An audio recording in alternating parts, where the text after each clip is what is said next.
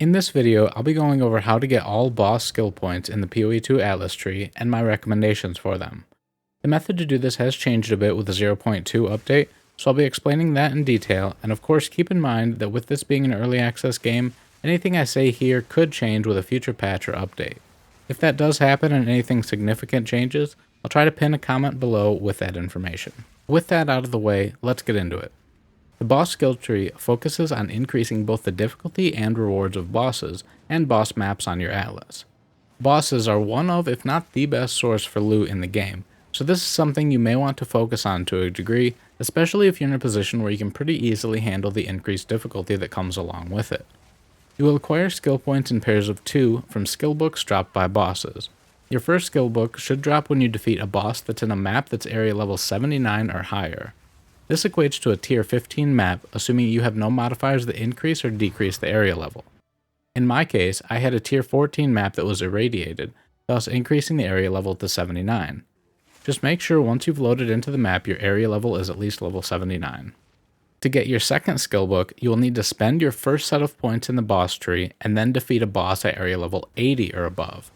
The easiest way to get an area level of 80 is to run a tier 15 map that's irradiated. If you defeat a boss without spending your points first, you will not receive another skill book, because while your area level may have increased, the difficulty level from the tree did not, and both are required to progress. Your third skill book requires defeating a boss at area level 81 or higher, while having 4 points spent in the tree. Now this is where it really starts to differ from 0.1. Before the 0.2 update, corruption was similar to irradiated, and it guaranteed +1 to area level. So the easiest way to get the third book would have been to run a tier 15 map that was both irradiated and corrupted. That's no longer the case though. Corruption does not guarantee +1 to area level anymore. Instead, corruption has its own set of modifiers that can apply to map nodes, with one of them being +1 to the area or monster level. So there is a chance for a corrupted node to spawn with it, but it's not guaranteed. If you mouse over the node and it doesn't have a modifier that states +1 to monster level of area, it will not count. This makes it a little harder to come by, but cleansed maps also can spawn with this modifier, and when a map is cleansed, its modifiers are re-rolled. So the best way to find these is to look for areas of corruption, mouse over all of the nodes and look for the modifier. If none of them have it, then head for the nexus to cleanse the area, and check the modifiers on the cleansed maps. If you do this a couple times, you should be able to find one that has it. Once you find one, you'll need to make sure it's irradiated, which you should be able to add through a tower if one is within range, and then running a tier 15 waystone on it should make the area level 81. Your fourth skill book, for points 7 and 8, require defeating a boss at area level 82 or higher, with 6 points spent in the skill tree. For this one, you will need to use a tier 16 waystone, which you can either buy off the trade site, or you can use a Val Orb on a tier 15 waystone and hope you get lucky and it upgrades it to a tier 16. Then of course you'll have to run that tier 16 on an irradiated map that also has the +1 to area level modifier that has a chance to spawn on corrupted or cleansed maps. This may sound obvious, but I got the question quite a bit on the first iteration of this video I made for 0.1, so it's worth noting that anytime you beat a boss under qualifying conditions, you will only receive one skill book, and it will be for the lowest tier that you haven't acquired yet.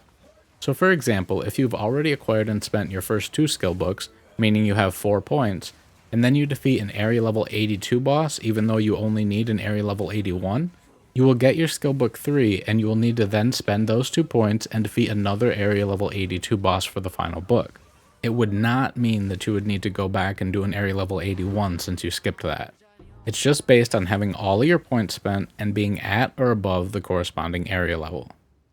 The final 2 points will come from completing the Pinnacle of Flame quest and defeating the Arbiter of Ash. I have a full guide to that, including an explanation of the Arbiter boss fight and mechanics and everything you'll need to know, which you can find linked in the description of this video. But the short version is that you'll need to hunt down all of the citadels, get a fragment from each one, and then combine them at the Burning Monolith to fight the Arbiter of Ash, which on your first kill will give you an additional 2 boss skill points, as well as your first 2 Arbiter skill tree points. One thing that isn't mentioned in my Arbiter guide and is a new change with 0.2 is that the Pinnacle boss fights, including the Arbiter, will now allow unlimited revives at difficulty 0, meaning while you have no points spent in the tree, which makes it a bit less intimidating to use your first fragments and give it a try. As long as you've got the time and patience, you should be able to push through even if you're a little unlucky or go in a little bit undergeared. Now let's talk about the skill tree. As I mentioned before, with every 2 points you spend in the tree, one of them will go to increasing the difficulty, and the other generally goes to improving the rewards of the bosses and boss maps. For your first set of points, you get a choice between 15% increased quantity and 25% increased rarity of items dropped by map bosses. Of these two, you could probably take either.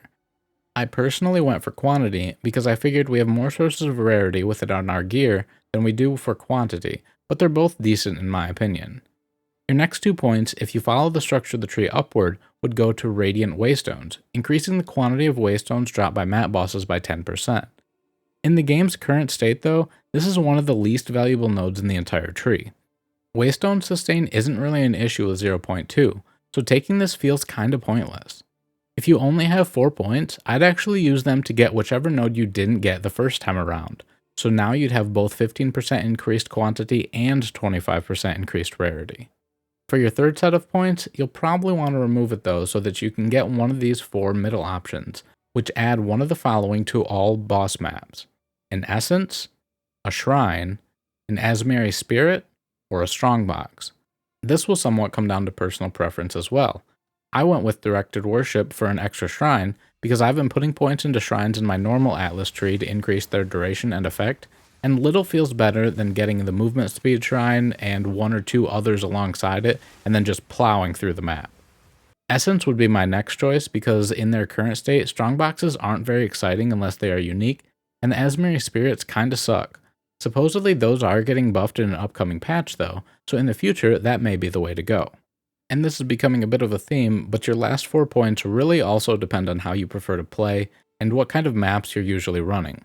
The logical next step would seem to be organized forces, but if you use normal precursor tablets at all in your towers, then most of your boss maps will probably already be irradiated, making the node nearly useless. If that's the case, you'd be better off using your points to grab one of the other bonuses. Increase your rarity or quantity, or get an extra guaranteed essence or spirit or whatever content you prefer in your maps. Similar is true for the last 2 points. The 2 topmost nodes are either 50% increased boss experience, which I think is a waste of a point, or a 30% chance for boss maps to contain corruption. The extra corruption chance is alright. Corruption does add extra monster density and rewards, but it's only a 30% chance, so less than 1 in 3 boss maps, and also won't apply to maps that are already corrupted. So personally, rather than spending my last 4 points to get a slight increase part of the time, I think I'd rather take 25% increased rarity and an extra essence, which I'll probably switch over to a spirit once they get buffed, to guarantee better rewards in all boss maps. That's just me though, based on how I'm playing. If you're juicing your maps with all League mechanic tablets and want to get the most out of your maps, then it would probably make more sense to get at least the increased area level from organized forces. So I guess all that's to say it really is up to you how you spend them. There are some nice benefits in the tree, but a lot of it is conditional and dependent on how you prefer to play. One thing I will say is that it took me quite a while to find the last citadel I needed, and if I weren't specifically trying to do it so that I could say that I did it and show it in this video, my time would have been better spent running more juiced maps than it was scouring the Atlas for citadels to finish this off. The extra value you get from the last couple of points is sorta negligible, and keep in mind that the boss difficulty increases along the way. Going from 0 points to 10 points both increases how hard the bosses hit, as well as their total health pool. If a boss has 1 million HP with 0 points spent, they'll have around 5 million with 10 points spent. And while the loot you get is a little better, it's not massive. Depending on your character's power level, you might find that bosses take way too long to kill if you have a maxed out tree. With 0.2, now that we have rares displayed on the map at all times, you can finish some maps in like 2 or 3 minutes, and a maxed out boss could potentially double that, or more if you happen to die from it. At a certain point, you're better off just spending maybe 6 points instead of 10, knowing that you'll easily kill the boss and be able to fly through the map and move on to the next one. After going through all of this myself, my recommendation is to not worry about it or focus on this too much. Just earn the points as you can naturally. Unless you specifically want to farm the Arbiter or do it just to say you've done it, the benefit really isn't that big. You'll both have more fun and earn better loot if you just focus on playing chunks of juiced maps rather than trying to uncover a ton of your Atlas and seek out the citadels. The way towers and tablets currently work is pretty counterproductive to what the game actually encourages in exploring the Atlas. At least that's how I feel. What do you think though? Let me know in the comments below. If you enjoyed this video or found it helpful at all, be sure to toss it a like or subscribe to the channel. It helps me out a ton and is greatly appreciated. As always, thanks for watching, and I'll catch you in the next one.